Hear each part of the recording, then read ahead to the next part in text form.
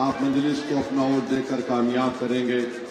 यहाँ से जो अपना ज़मीर बेचकर चला गया, उन तमाम ने कहा कि मजलिस में रहकर हम बहादुरगंज के लिए या कोचा दामन के लिए या फिर दीगर मुकामात में हम विकास का काम नहीं करवा सकते हैं।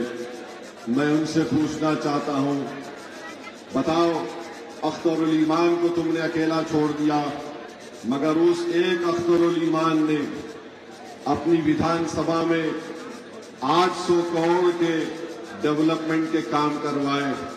तुमने क्या किया? तुम्हारा डिप्टी चीफ मिनिस्टर था, तुमने कौन सा काम यहां पर बहादुरगंज में कराया? तुमने झूठ बोलकर मजलिस का साथ छोड़ा और तुमने बहादुरगंज की जनता के लिए कोई काम नहीं किया। मेरे अजीज दोस्तों और बुजुर्गों, आप जानते हैं कि जो लोग अपना जमीर 6 करोड़ में बेचते हैं, वो ये नहीं बता पा रहे हैं कि बहादुरगंज और टेरागाज की जो रोड है वो क्यों मुकम्मल नहीं हुई। वो ये नहीं बता पा रहे कि प्रमाणम पत्र जब SIR हो रहा था नहीं दिला सके। वो ये नहीं बोल पा रहे कि यहां पर बहादुरगंज में SDM का ऑफिस क्यों नहीं पहुंचा।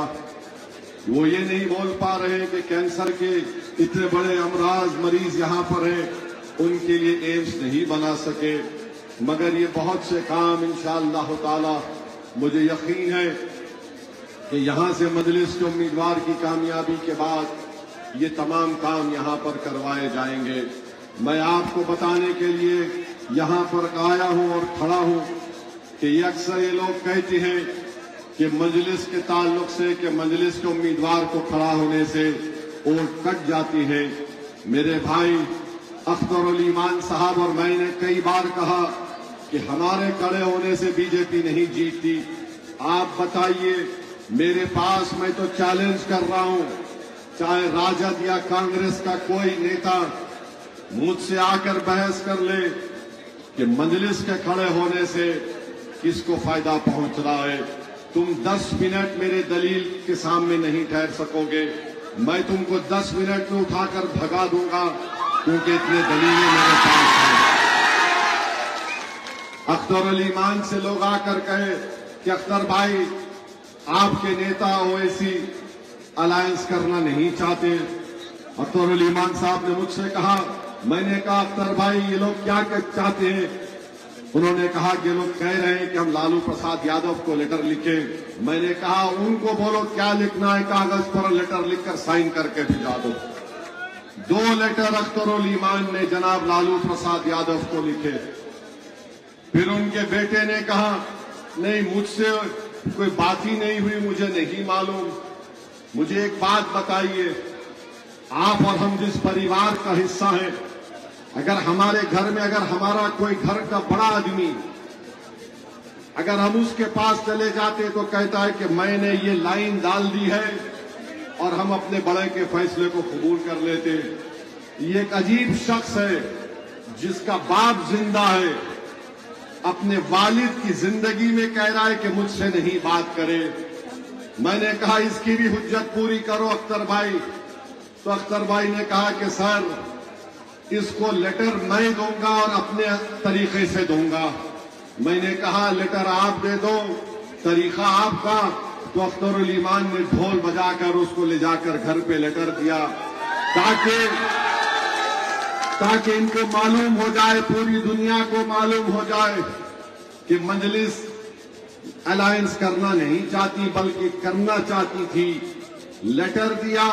लेटर में अख्तरुल ईमान ने क्या लिखा कि हमको तुम गठबंधन का हिस्सा बनाओ, 6 सीट दो हमको, 5 तुम जीत चुके थे, 6 दे दो। और अगर तुमको सत्ता मिलती, किसी में से हम अगर 6 जीत गए तो मंत्री मत बनाओ, सीमांचल से इंसाफ करो, सीमांचल डेवलपमेंट काउंसिल बनाओ, ताकि ये भारत का सबसे पसमानदा इलाका है, यहां पर खुशहाली आए, यहां पर इंसाफ हो। बताइए कौन सी गलती हमने की? इतना खुला लिखकर दे दिए। मगर मैं उन लोगों को एक पैगाम देना चाह रहा हूं, याद रखो, हमने तुमको खत लिखकर कमजोरी की निशानी नहीं पैदा की, कमजोरी का पैगाम नहीं दिया। हमने तुमको खत लिखकर कहा कि देखो, अगर तुम भाजपा को रोकना चाहते हो बिहार में, हम हाथ बढ़ाए हैं तुमसे हाथ मिलाने के लिए, मगर अगर तुम हमारे हाथ बढ़ाने को कमजोरी समझते हो तो याद रखो तेजस्वी, ये हाथ तुम्हारे गिरेबान के तार से भी खेलने को तैयार है। ये हाथ जब हम बढ़ाते हैं तो ये कमजोरी की निशानी नहीं। अल्लाह ने इस हाथ में बहुत ताकत दी, अल्लाह ने इस दिमाग में बहुत सलाहियत दी। हम दिमाग और अपनी हाथ की ताकत पर हर एक से मुकाबला करने को तैयार है, चाहे मोदी हो, अमित शाह हो, नीतीश हो या राजद का कोई नेता हो। हमारी इस पैगाम को तुम कमजोरी मत समझो। अरे ज़र्फ होना चाहिए। तुमने मेरे 4 एमएलएस को खरीद लिया, उसके बावजूद भी मैं कह रहा हूं कि हमको बिहार में बीजेपी को रोकना है, क्योंकि अगर खुदा ना खास्ता लाखों बार अगर एनडीए जीतता है तो नीतीश मुख्यमंत्री नहीं रहेंगे, कोई बीजेपी का आदमी मुख्यमंत्री बन जाएगा। वो मैं नहीं चाहता, हम कोई भी नहीं चाहते, इसीलिए हमने अपना हाथ बढ़ाया है। अगर तुम हाथ बढ़ाने को कमजोरी की अलामत समझते हो, ये हाथ बहुत दराज है तेजस्वी, तुम्हारे गिरेबान के तार हम उससे खेलेंगे, याद रखो। मेरे अजीज दोस्तों और बुजुर्गों, जो बोलकर बहादुरगंज से छोड़कर तेजस्वी के दामन में जाकर बैठ गए कि मजलिस में रहने से विकास का काम नहीं होता।